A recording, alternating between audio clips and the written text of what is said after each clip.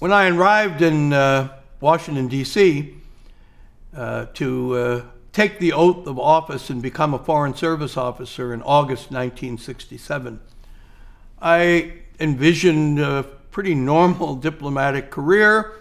I, of course, had these visions of diplomatic sugar plums dancing in my head, of going to fancy parties and discussing the nuances of international relations with other diplomats. That's what I imagined diplomats did. But I ended up having a very, very different career. And I never would have imagined that there would be danger. 1960s, there was not the threat of terrorism directed against embassies, and that all of this would develop all during my career. And it ended up that I was either shot at, blown up, wounded, or under death threat in every Foreign Service assignment I had during my 32-year career. In Vietnam, several times I was shot at in Duc Ton while flying helicopter missions. I was escorting a very significant convoy of barges bringing ammunition up the Mekong River when we were ambushed by the North Vietnamese army, and the bullets cracking over my head as I dove into the beach and sort of burrowing my way as deep as I could. Another time on the Mekong, we were assaulting an island called Viet Cong Island in Ba Xuyen province, and as the boats are coming in and we're on them, and the rounds are coming off, being fired with tracers, and you see the bullets, and they all look like they're going to come right at you and hit you between the eyes. Perhaps expected in Vietnam or out in the war zone, but I was then rocket hit the Majestic Hotel in Saigon. When I was up on the roof, they had this lovely rooftop bar, and the 122 millimeter North Vietnamese rocket hit there, brought all the roof down on top of me, cut me up, I'm bleeding there. But this continued in other assignments. When I was stationed in Vienna in Austria, which wasn't a dangerous place, but I was working on Middle East refugee issues. I'm in Lebanon, where the American embassy had just been blown up, and under threat of being arrested and captured by terrorists in the Bekaa Valley, in which case I'd be killed for sure. In Gaza, there at the UN facility, and once again bullets cracking over our head and diving to the floor.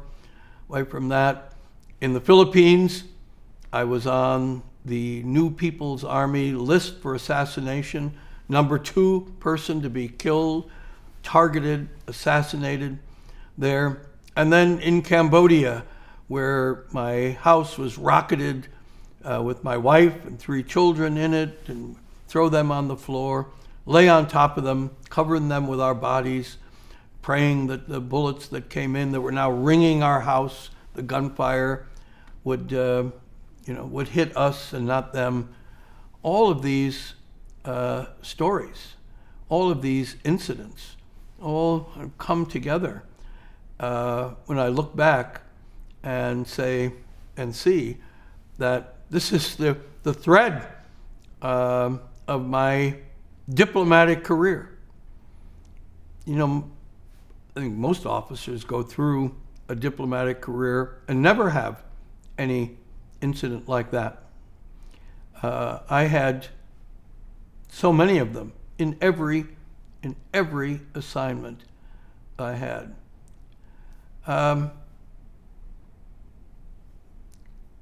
In the end, Americans in the military, in government service, you put your life on the line.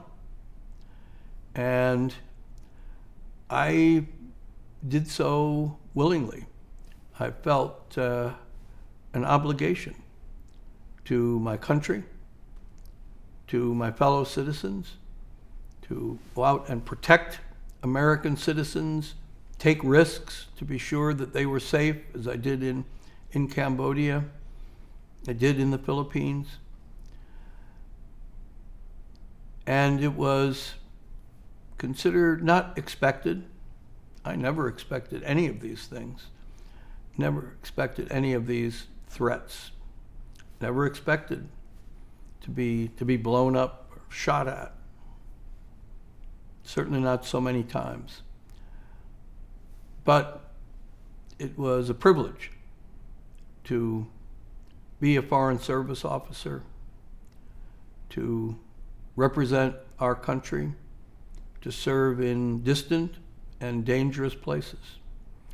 You know, in the lobby of the State Department, there are these black marble plaques on which are inscribed the names of all American diplomats who have given their lives service abroad. And with their name is the date, the year, the place, and the cause. In the first 200 years of our country's existence, it filled up about 2/3 of one plaque. In the last 45 years, we filled up that plaque and another one and started on a third. Because diplomacy is no longer free of threats, of violence, of terrorism. It's part of what you have to endure. And while I never wanted my name to be inscribed on that list, I have a number of friends whose names are there, a number of fellow officers, colleagues. And you know that if by chance your life is taken, that it will have been in this great and noble cause of serving the United States of America, country